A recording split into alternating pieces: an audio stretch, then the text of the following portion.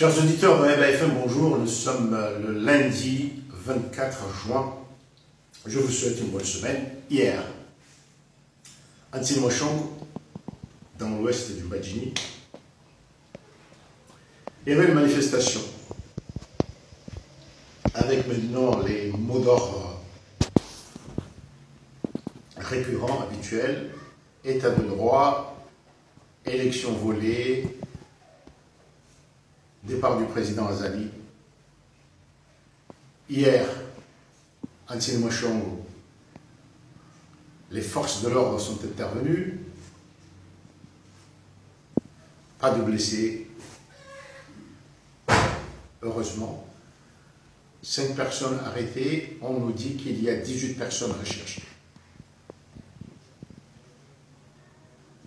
À RBFM, nous ne cessons, et je ne cesse de dire qu'on est arrivé à un point où l'inexistence de l'État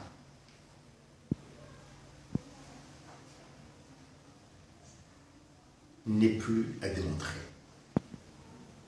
Certes, il y a Moroni, des buildings, des voitures qui circulent. Mais ce qui se passe aujourd'hui, c'est que la population, ne croyant plus à un État qui protège, qui éduque, à un État pour tous les citoyens, même dans la revendication politique, la population revient au village, là où ils se sentent citoyens. Là où ils se disent qu'ils existent et soutiennent la personnalité du village. Parce qu'il se dit que dans l'état que nous avons, on existe, on a son droit. Par exemple, que le jeune qui a la formation nécessaire, les qualités, le savoir-faire pour postuler à un emploi donné, ne l'aura que s'il connaît la personne qui décide. Ça, c'est la négation même d'un état de droit. Les gens qui manifestent se disent que nous sommes en sécurité dans la manifestation que peut-être chez nous, parce qu'à tout moment, on peut nous battre, nous interpeller, nous arrêter. Liberté d'expression et de manifestation. Et donc, la réalité de ce pays, c'est le village. L'île, c'est un autre niveau de pouvoir politique, de répartition de postes ministériels. Mais on voit de plus en plus que le citoyen ne se sent citoyen que dans son village.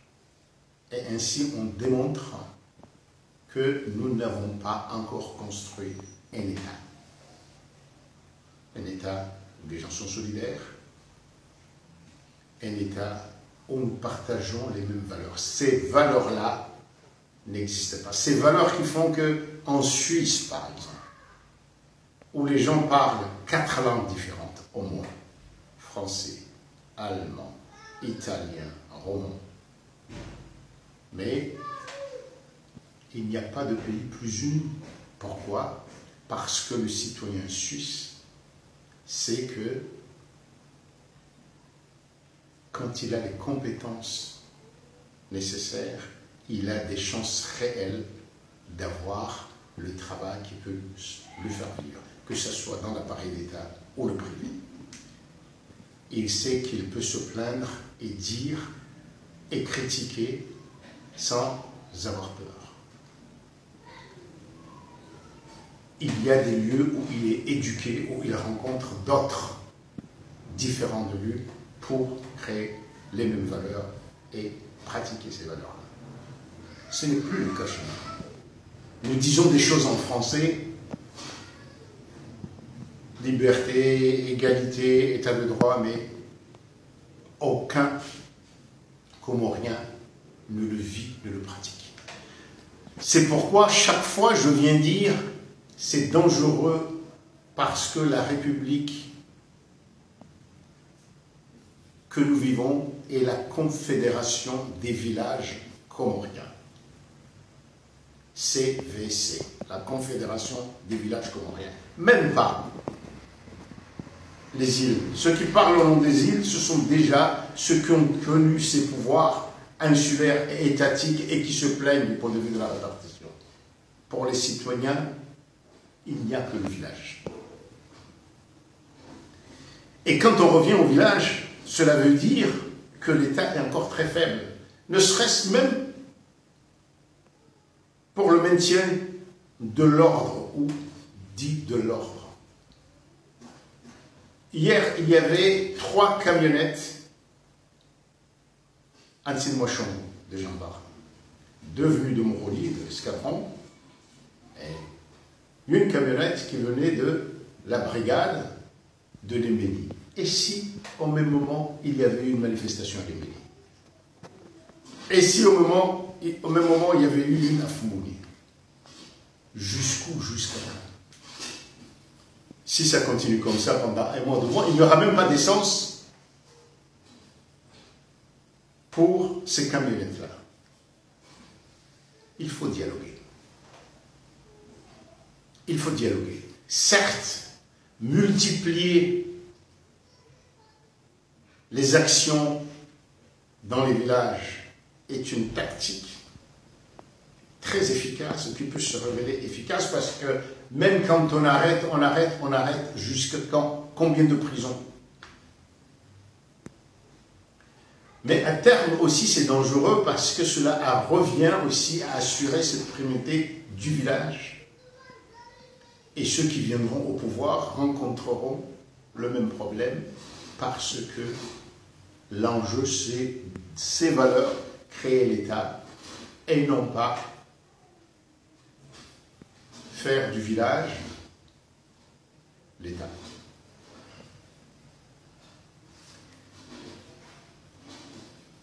Vous penserez que je reviens souvent et que ça devient une litanie, je le répète, nous n'avons pas d'État.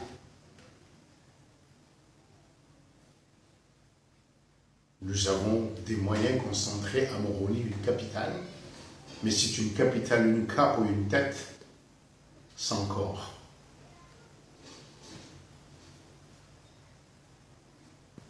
Et cela ne peut pas continuer bien longtemps. Nous allons vers une anarchie. Il faudra bien qu'un jour, le président Zali, Adesef, M. Sandy ou les représentants du président Sandy et d'autres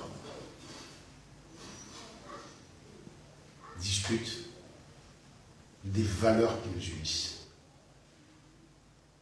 Nous sommes le seul pays au monde, je crois, où il n'y a pas un établissement secondaire renommé, subventionné par l'État, où toutes les familles encouragent les enfants à réussir l'examen pour entrer dans cet établissement-là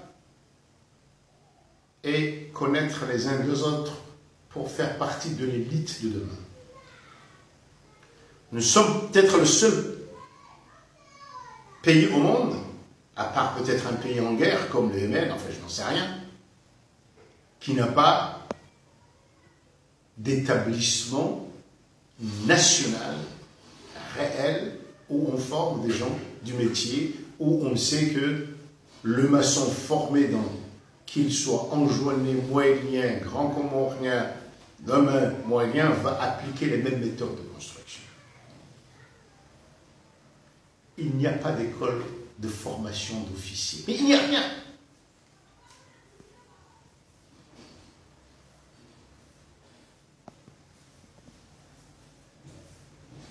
Vous avez vu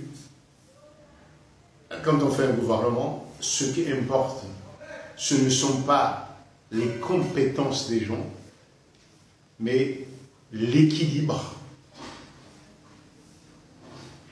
entre villages d'une région. La région d'en haut par rapport à la région d'en bas. Tel village qui a eu tant de ministres par rapport à d'autres, il n'y a pas d'État. Cette anarchie peut être dangereuse parce que le village voisin devient le village ennemi. Un jour, on peut s'entretuer. Réveillons-nous, à demain.